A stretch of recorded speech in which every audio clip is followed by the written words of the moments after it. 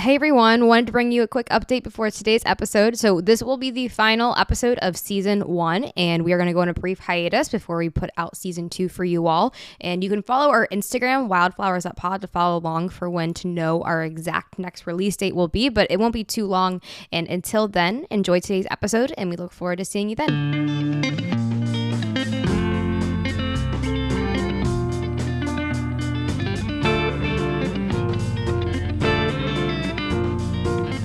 Sophie and I had the pleasure of speaking with Michael Soileau today.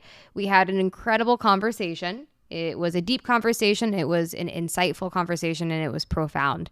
He walked us through his experiences growing up as a gay man in the South and his journey to figuring out exactly how to navigate these obstacles that he experienced and what all of that looks like.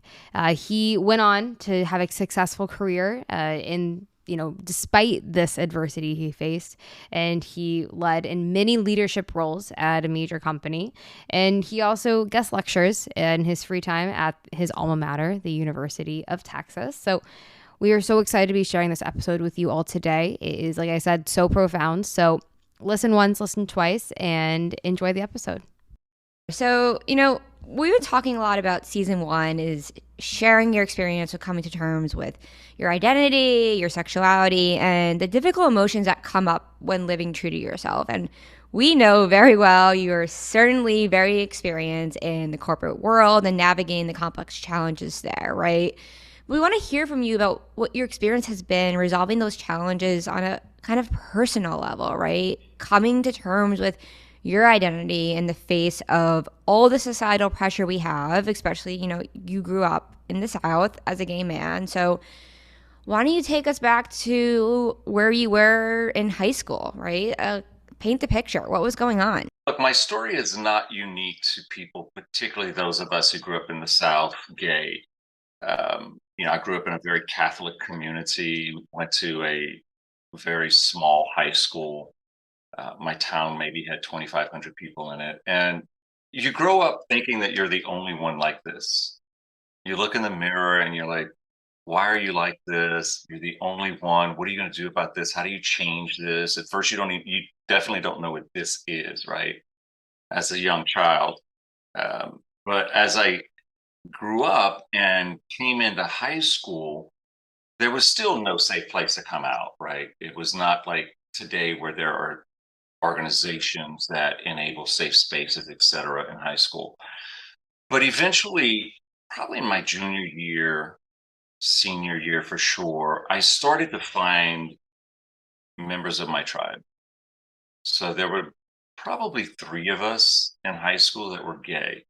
And somehow we figured it out. One of my best friends in high school was gay, and she and I, while we didn't know each other were gay, we had an affinity towards each other for some reason. And so we always went to everything together, right? So we were dating. The wonderful thing is she and I just reconnected last year, and it's been awesome getting to know her again as an adult. So finding your tribe, just as it is today, is so important. But particularly in small town America, where you have the burdens of a church, the burdens of a community, the burdens of loneliness, those things are so hard. And you see this play out in so many terrible, tragic ways, particularly when you see sort of the suicide rate among young LGBTQ plus kids today. And I would argue, always has been this way. You just didn't know their identity back some time ago, right? But at least today, there are a lot more tools available for folks to be able to search out solutions. But again, finding that loyal tribe, that loyal person you can speak to, at least that singular person, but hopefully you'll find more friends. Definitely. So, it sounds to me like you're kind of walking around in the dark almost, like hitting up against a wall, trying to find where to turn on the light. You don't know who around you identifies in the way that you do. You might not even know how you are identifying, but you kind of have this inkling. You think this friend you have also has this inkling, right? So at this point in time, were you able to say, Michael, I am gay? or were you just, I know I'm kind of a little different, right? Like, what did that feel like for you at that point? Uh, it's a great question. I don't think I realized what gay was until early 20s, meaning that that's how I would identify. First of all, I didn't know I had to identify as something, right? But I didn't even know what to call it exactly until my early 20s, and when I went off to university. Well, actually, my late teens when I went off to university, and that's where I went to a university that was 54,000 students. So of course you're going to find more people that look like you, act like you, or identifying as you are now, etc. So it was in my late 20s, and I didn't get comfortable with it until, in fact, I kind of went back into that proverbial closet for a while, but didn't get comfortable with it until my mid 20s for sure. And what would you say? I mean, like you said, it's a matter of not even knowing that you can identify in that way, because Mm, back then, now we live in a time, right? Me and Daisy, we live in Brooklyn. It's you go fill out a form. How do you identify, right? How do you represent yourself in this world? Back in exactly. this period of time, you're very boxed in, and it feels like you don't have an option to kind of unbox yourself. Society isn't going to let you. Your family probably is going to judge you. You have the pressure of the church. You have the pressure of, your friends if you're playing sports, Right. especially, growing up as a man, right? So how would you say that your identity at this period of time, being a man, right? How did that play a role in kind of needing to conform to a certain type of person? Did you feel like there was a lot of societal pressure to be a certain type of man? Like, I want to hear from Yes. you about that. It's great. It's a great question. And it's so true because, we are also pressured to conform. And my personal experience was that I needed to conform to sort of my family's, my community's definition of what it was to be a man. So I had to learn how to hunt. I had to play some sports. I had to, work out. I had to do those things that sort of make you a man. You had to have your first drink when you were in high school. Which I was fine with, by the way. Um, but yeah, there was definitely the pressure. And what was interesting though is as I felt the pressure, I also saw some of that same pressure on my straight friends. I mean, I didn't know that that's what they were, right? We were all the same, but looking back, I could see that they also were being pressured into, you've got to kill your first deer, you've got to play sports, you've got to do all these things that your father did and your older brother does, and et cetera, et cetera. And it wasn't until we all became adults and comfortable in our own skin that we were able to look back and, oh, yeah, I felt that too. So it wasn't just for me as a gay kid, it was, straight kids as well, which is, you still see this struggle today in all parts of society, that if you're a girl, you wear pink. If you're a boy, you wear, it's all that stuff. You can't play with dolls if you're a boy. You can't play football if you're a girl, those sorts of things. And I think now today it's just now starting to shift where you see, we just had our first high school female football player a couple of years ago, that was on the national news, and that was a big deal. Now you start to see a lot more girls in sort of the grade school sports, et cetera. But you know, specific to your question, yes, there was a narrow lane that you had to travel, and if you got outside that lane, there were consequences. And the consequences could be name calling, the consequences could be bullying, the consequences could be your family reacting negatively, or your friends, etc. So, we all just stayed in our lane. The girls were the girls and the boys were the boys. And if you were part of that LGBTQ community, or as we knew it, just the gay community, sort of, right? You had more pressure. I think there was because you were more aware of it, right? You wanted to. It felt even more uncomfortable and unnatural sometimes. I think, for me personally, I should say. Yeah, and I think that's a great point because something that Sophie and I have experienced that once we realize our sexualities, we are very much easily led down a path of knowing our full identities. So I think that's something that's interesting that comes with knowing your sexuality, especially at an early age, is that you're more in tune with who you are because you see yourself not fitting into the society, and you have an inkling of one aspect of why that could be. But it helps you become, I think, pull back the layers of what society is pushing you into. So in your experience, what other parts do you feel like you were able to know about yourself at an early age that maybe your friends who were also saying, I don't want to kill a deer, weren't as aware of? Like, you were maybe more aware of that this is not me. Right. And you didn't talk about this with them at that age, but how do you think knowing who you were impacted the way that you perceived what was happening around you? Yeah, I think it forced me to become very, I wouldn't say confident because I wasn't, but there was a level of independence. I knew that I had to make decisions about, all right, fine, I'll kill my first deer, but I'm not going hunting anymore. All right, fine, I'll try duck hunting once, but then I'm not doing it anymore because I just didn't like it. And I think that's the same way with sports. I enjoyed basketball and tennis, but hated football. And the football coach, I'll never forget, came and literally embarrassed me in gym class because I refused to sign up to play football that season. And like got up in my face, and I really thought he was going to hit me. Because in those days, you could.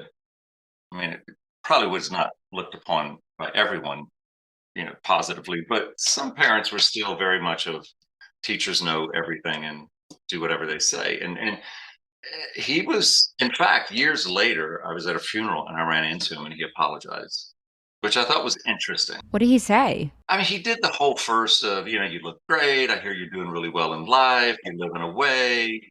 I remember you in high school so well. Look, I really apologize for trying to force you into the football program. And I just thought it was just a strange. And I just said, yeah, sure, no problem. Because two things, I didn't want to. He wasn't coaching anymore, so it's not as though I could have taken that "let me teach you a lesson" thing and don't do this to other kids, because it seems like he had already figured that out. So it wasn't me taking this as a teaching moment.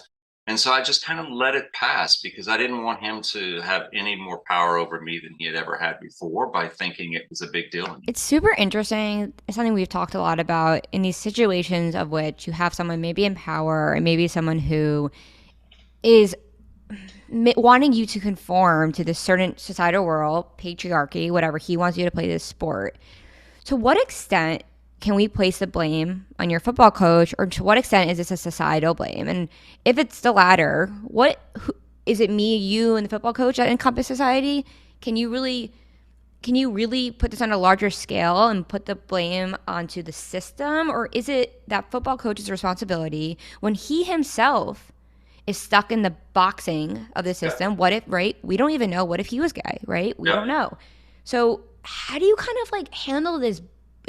It's not, I don't know, like we don't want to blame anyone, but in those times, of course, you want to look to him and be like, hey, don't do that to me. You're gonna perpetuate this. But is he just as stuck as you are at this point? It's a great point because these are products of the same communities we grew up in. They are products of the same society. That doesn't mean we don't all have a responsibility to educate ourselves on the changing dynamics of society, the changing demographics of society, the changing way we educate our children, and particularly for educators, they should be held to a higher level of standard and understand the dynamics of community, as particularly as it pertains to the students that they are responsible for educating. Now, I get it that their hands are tied in a lot of ways, particularly now as you're starting to see this very conservative sea change in the schools districts around the country. And so you can find teachers who are very aware, but whose hands are tied because of the system they work in, just as it was 40 years ago. So that's a challenge, but we still owe ourselves as human beings and each other that we should be educating ourselves to these changes, that we should be, if we can't totally embrace it, just be smart enough about it, right? Don't walk around in ignorance on it, particularly when you're in a position of power. I just think that's unforgivable. And that's why when you start to see people who are just downright mean spirited about everything, it's like, there's no helping that. That's just like my grandfather used to say, that's just too stupid to fix. Yeah, I mean, it's like to one extent you can have compassion to being stuck in, all be stuck in the system, but on a level of it, we have to prepare younger people to take on what the future is going to give them. And if you are in a position of power, if you are older than someone, you're a teacher, you have that education, okay, maybe you're not able to explicitly address what's happening, but like you said, you can be smart about it. You can try to be a little more self-aware. But I think that something that like Daisy and I have both experienced, so in our 20s now, the level of self-awareness, it just isn't there, right? It's, you can do things like meditation, you can do things to kind of, wake yourself up, but living on autopilot is something that we both did our whole life, right? So, you were just telling us you're in high school, you're going through this, finding your tribe. What was your direction of kind of getting off of autopilot and like going out of high school, going to college? How did your identity shift as you got a little older, and what did that look like? Well, so look, I once had someone very senior to me invite me into a meeting and ask me specifically how was it that I identify as this white gay man, that I grew up in the South, and that I'm so aware of the pain of communities of color. And she was a Black woman asking me this question. And I said, my only answer is education. And so that would be my answer in this situation as well, because I think that, well, first of all, I was the first one in my family to ever graduate college, a 4-year college. When you come from a very small community that everybody looks the same, everybody goes to the same church, everybody shops at the same grocery store, everybody shops at the Sears or the J.C. Penney's. There, all you know is what you see around you and are taught by those around you. And unless you get out of that and broaden your opportunity to learn, you're going to think just like that today, tomorrow, and forever. So I was keenly aware of that, and that's why I went away to school and ended up at the University of Texas in Austin, which, as I mentioned earlier, was very, very big compared to anything I'd ever experienced. Look, it was not a straight road from graduation to the University of Texas, and graduating from there, I took some detours. I was married to a woman. We divorced. I moved to Europe, and I specifically did that so that I could experience other nationalities and see the rest of the world, right? And so did a lot of traveling for over a year and a half. Then I started my travel back into education, and found myself at the University of Texas, where I was like, oh, I'd never met a Jewish person. Oh, I'd never met an Asian person, and it was just eye opening. And then you went to that next of, oh, my new best friend is a Asian man, and so then we all had these. Most of us had these very shared experiences of growing up in smaller communities. And so we kind of gravitated toward one another, and we just together found our way. And our way generally was, we can go out to this local gay bar, because Austin had a very vibrant gay scene. And then I found out about organizations like the HRC, other smaller regional organizations, and got involved in those. And that opened my eyes to sort of, it doesn't always have to be like this. There are things we can do to change this collectively and individually. And then how do we put on the armor necessary to go out and do that? How do we, march into, frankly, sometimes what you feel like is a war against you and people like you. And so that all started, my journey to where I am today. Yeah, and I really like what you said of where you came from a small community where everyone looked the same, everyone went to the same stores, same churches, so all you knew is what you saw. You didn't have the internet where you have the whole access to what your experience was at UT or was Right. in Europe. So what I heard from you is that you really gravitated towards education, but not just academia to help understand where you can go and what opportunities you have, but also culturally. What can I see? How it sounds like you pushed yourself to a level of how can I see myself, or how can I see so much that I know there's so much opportunity out there by pushing the barriers around me and totally going to another continent. And some of the biggest change in education, I think, truly is from travel and experiencing different ethnicities, different cultures that are going to help you see the world differently, because that is going to shape your perception. And I'm sure Right. those experiences made you who you are today, and totally changed the course of the life that you could have lived and where you were going with it. Yeah, and it does things like teach you the value of empathy, and teach you it helped me anyway identify what my core values were going to be, for the rest of my life. And seeing people who I never even knew what white privilege was until we started using that term, these last years. But I definitely experienced it all my life because no matter what, I still am a white man.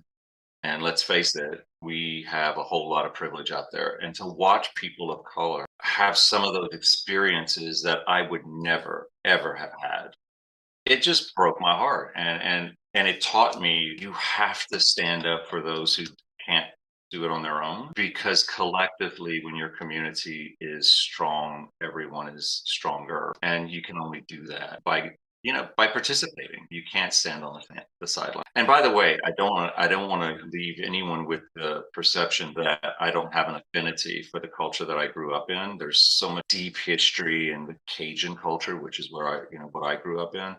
And in fact, we do today live part time in Louisiana again, which it's been so interesting and valuable again for me to learn, to see the changes that have gone on down there. And that experience, I saw you light up when you say going back to your hometown, and you having had all these life experiences, and going back and seeing change happening in your Mhm. hometown. What is that like? I'm curious, with years having passed, and the perception of that you have, Mhm. and the perception that's changed around the world, and with our times today. What is that experience like, going back to your hometown or your home state to Yeah. see reflection of where you were, and what does the experience look like now? It's certainly still a small community. So the town that we live in when we're down there is a couple of 100,000 people, and there's a thriving LGBTQ plus community there. There are welcoming religions, churches that uh, you know open their doors, and they're welcoming and affirming to our community. That never would have happened when I was living there the first time when I grew up there. I can introduce myself. In fact, in this little community we live in, it's sweet, but we're probably the most left-leaning people in that community. And they do this thing on Wine on Wednesdays, and so we go, and um, my husband wasn't with me for some of these, at the get go, and they'd always ask where my wife was, and I said, "Oh, it's my husband is in Philadelphia." And even the most conservative, religious person that I was speaking to would, with very large doses of graciousness, say, "Oh, well, it's so nice to meet you, and I look forward to meeting him as well." Knowing full well, like I would tell my husband, we'll never get invited to their house for Easter, right? Or for a holiday, but you know what? They're trying, and there's not this outward hatred aimed like you often face and you hear on the news a lot today, and you see in lots of different places around the country today. So that was, to me, just a big sign of change. And I was talking to the president of a significant educational institution around there, and we were on the phone on a Zoom call, and we were talking about different things, and he said something about family, and I mentioned my husband, and he, without a beat, I don't know how he identifies, but without a beat, was like, "That's great. Well, I look forward to meeting him when you guys are back down here, etc." And those are sea changes. Definitely. And I think change can be whether you mean it or not. Change is the way that we can treat people. And even if someone doesn't really, they go home and they're like, oh, like, I don't support that. Then that's a big step compared to saying closing my doors and you can't be here because you're gay or Yeah. however you identify. And I really do want to hear from you. You have a husband, and you mentioned that you did have a wife at some point, right? But I want to hear from you about the pressure to conform to that and what it was like for you to have a wife, right? On a personal level of not maybe actually identifying in that way. I'll talk about the pressure because I think that's what's important, for people to understand is, like you, there was a lot of pressure. Okay, you're Michael, you're now in your 20s. Why aren't you married yet? I'm like, well, first of all, I'm in my 20s. I mean, you The know, South. um, but I felt as though to ensure my place, I needed to have a wife. Now, how awful is that? And how terrible is that to do to anybody? Obviously, the marriage didn't last, and we were amicable, and everything worked out for both of us. But yeah, it's no fun when you're being inauthentic, and no matter what form, you're certainly hurting yourself, but you're also certainly hurting a bunch of people around you who care about you, but you're presenting as something that you're just not. So you're basically a big fat liar. You don't see yourself as that in that moment in time, but looking back, you're like, oh gosh, that was awful. And I think that's what parents and community and just people in general need to really get their arms around. You're forcing people to become liars about who they are, who they love, what they should be doing. And you know what happens when you become a liar? You start lying about a lot of other stuff too. And then all of a sudden you're like on this train ride to hell. You can completely lose your way on how to contribute to your community, how to be faithful to yourself, how to be honest and open. And until you can do those sorts of things, right? You can't be loved. No one's going to love you really because you're not giving anybody anything to work with. So it's all so wrapped together. And you made a good point earlier, Sophie. It's not as though you can point the finger, and I'm not trying to, at a person or a community or whatever, but I just think that we all, as members of the human race, need to understand that we all play a role, and we should take that role really seriously. Yeah, and I like what you said of when you are acting in an authentic way, you're hurting those around you. Mm. And the unfortunate reality is that a lot of the times why people, for whatever reason, whether it's their sexuality or other parts of them, the reason they're not authentic to that part of themselves is because they're afraid of what they're going to get treated for being that way. And I think that that is a larger societal problem or educational problem, that it starts with what you said earlier. It's like everyone just needs to try to accept things that you don't understand. You don't have to be welcoming with open arms, but starting a precedent that it's okay. We're not going to shame you for being different. And I think the world would be a lot happier if people felt more comfortable being authentic to themselves, because at the end of the day, the world is going to be much happier if you're able to show up as your full self and you're not afraid for the repercussions of that. Totally, but it's almost like you become paralyzed though, because the alternative is much scarier than living inauthentic, living a phony life, right? If you're going to go ahead and marry a woman, but you're gay, but you have family support, you have coworker support, you have the Supreme Court support, you have all these things, right? It kind of honestly, on a larger level, when you explain it like that, it's like, why would anyone ever take that risk? Why would anyone ever go into the world and face adversity and face discrimination? What's the point? And I kind of want to hear from you about what was it worth it?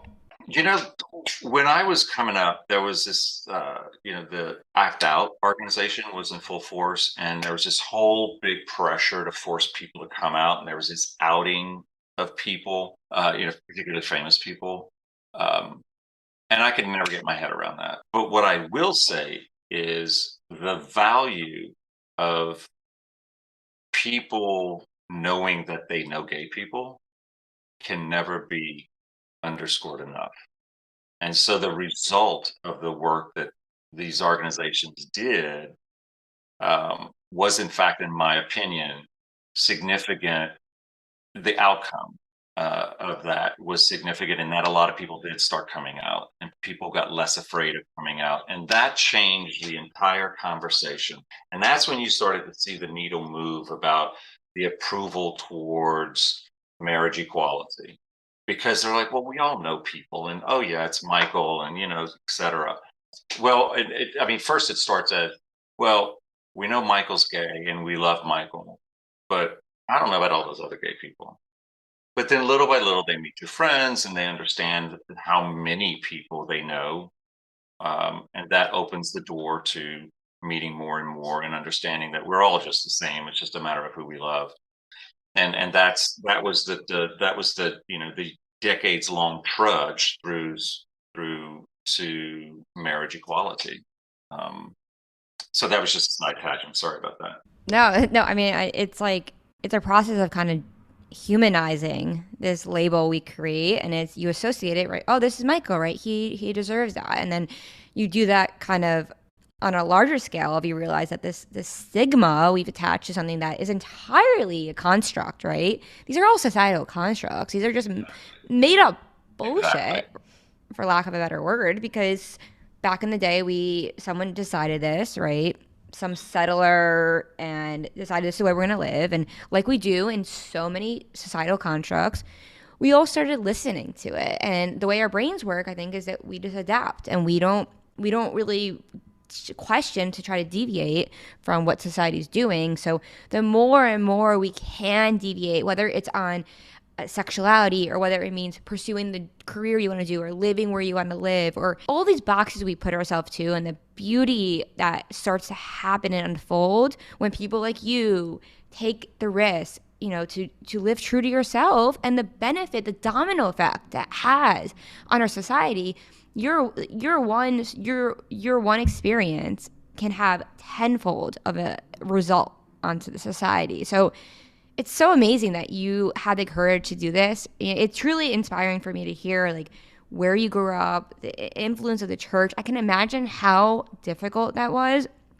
And I imagine there is levels of it, I'm sure, where from your past is still with you. But what you've done for society, the president to set, even recording on this podcast for people to listen, is truly just so inspiring. And like, we really do need more people like you. Well, thank you. But there are so many people like me that would be happy to share stories, and they just need platforms.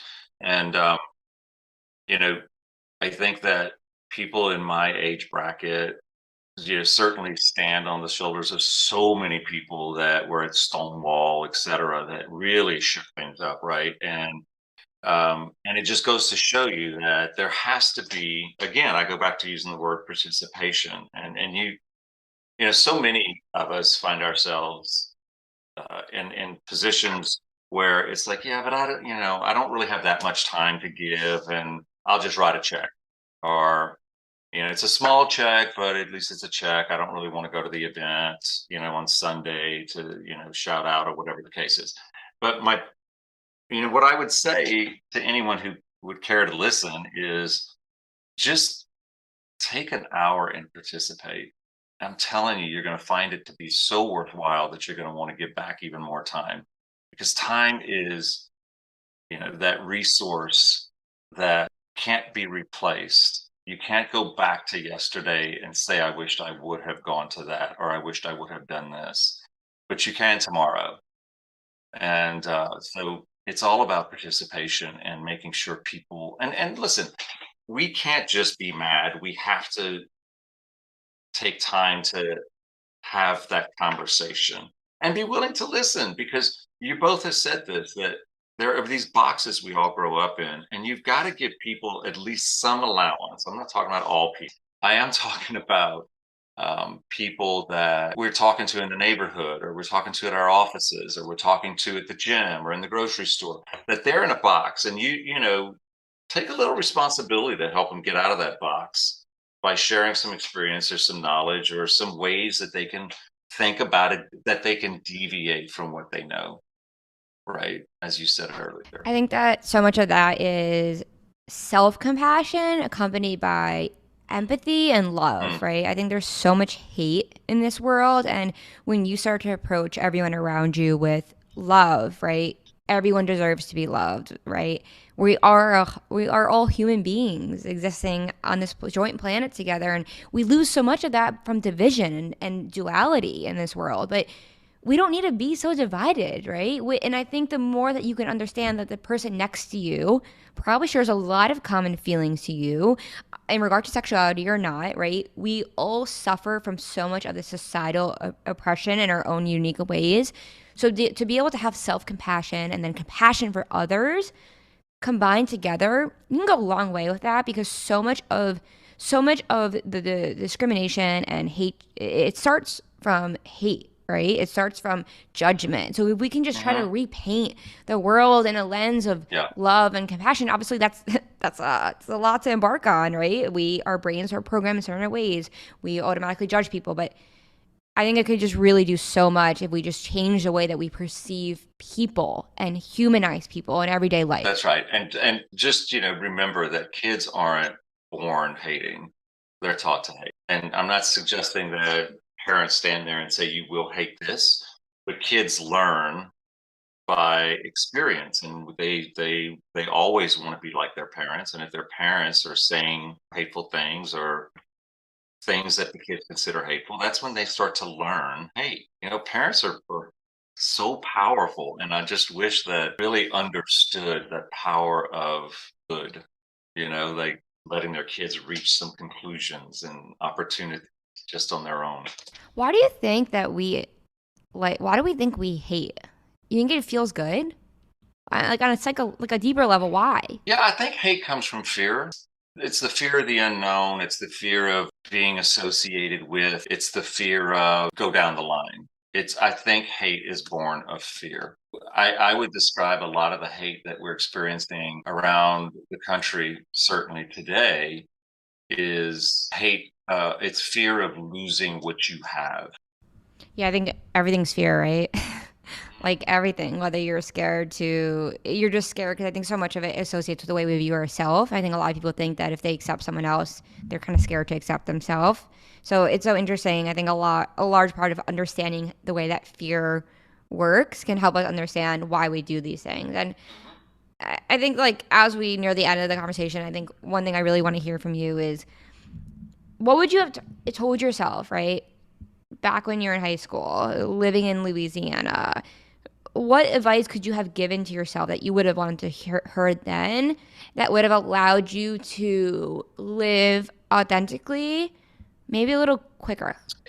Listen, I'll be honest. I didn't live authentically until my very late 20s, early 30s.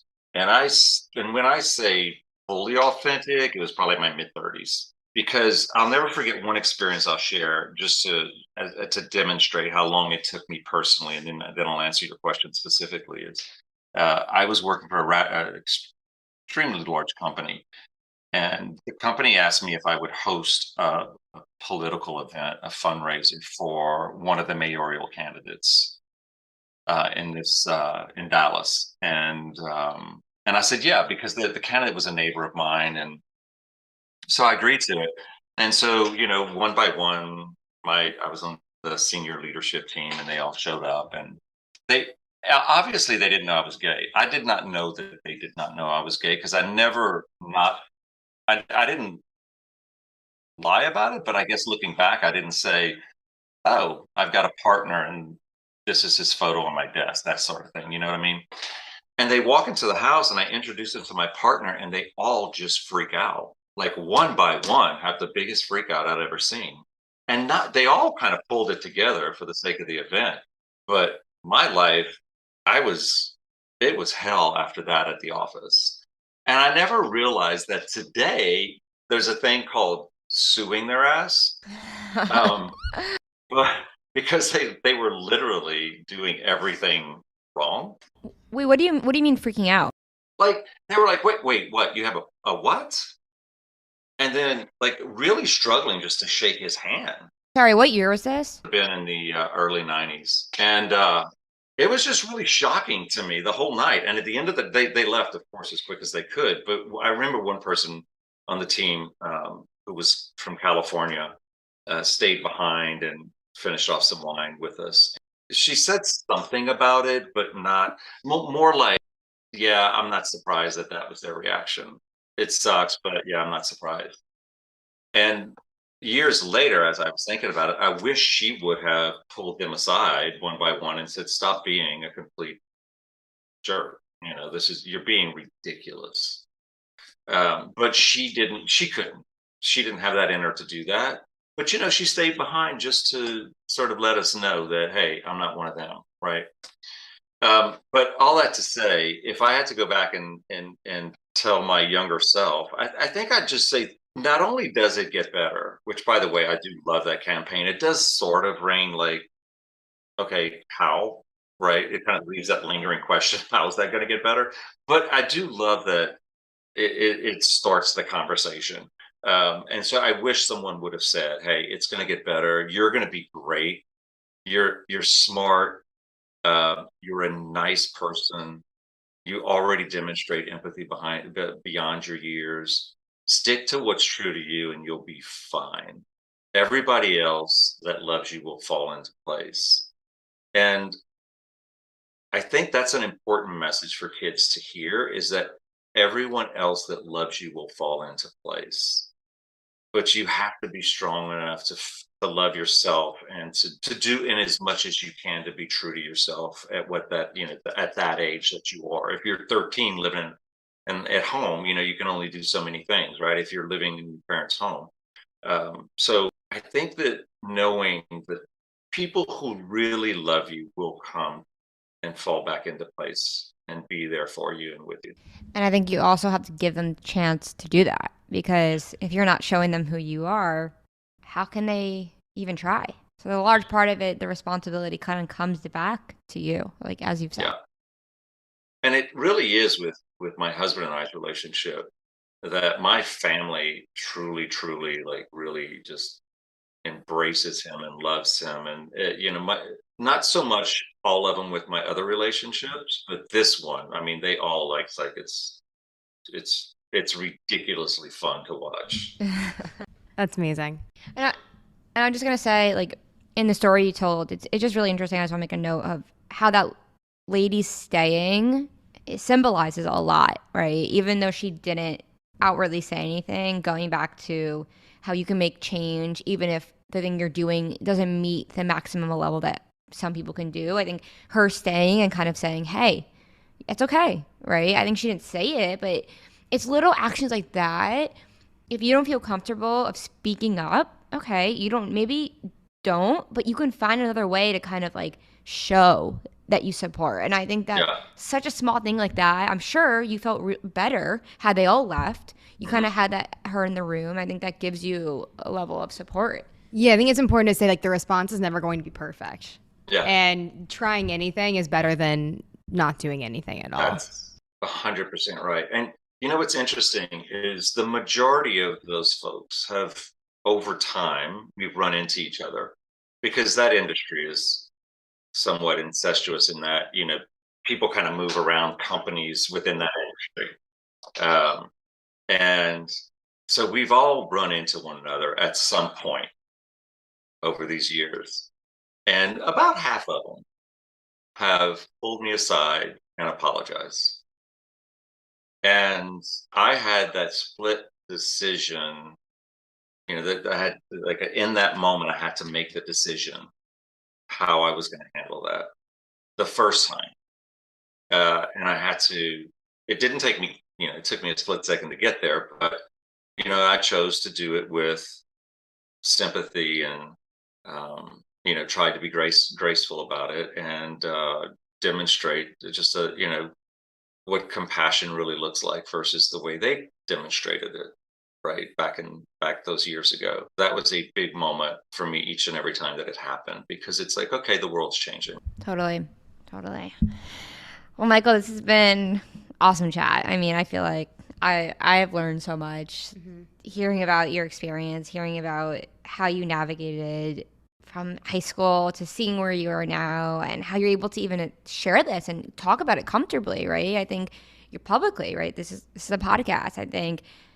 I thank you so much for taking the time to talk with us, and it's been so inspiring, honestly, to just hear your experience. Yeah, I very much appreciate you sharing your story here, and it's always helpful just to hear other perspectives and to be vulnerable. It's not always easy, so very much thank you for that. Well, thank you guys for inviting me, and love being with you too, and congratulations on your success with this podcast. It's fantastic. Thank you. And Michael, as any last words for we close out, advice, a sentence, or an affirmation? Yeah. Listen, I always am scared to give advice, but what I would say is that you're here for a reason. Everyone here is on this earth for a reason. And while it might take you years to find, it's a fantastic journey. So embrace it. Don't be scared of it. And know that you're worth every much the next person standing next to you is. So just remember that you have a value. Remember that you have a voice. Remember that you have a journey, and just embrace it. Absolutely. Thank you, Michael. It's really been a pleasure. Thank you both. Good to see you. Good to see you.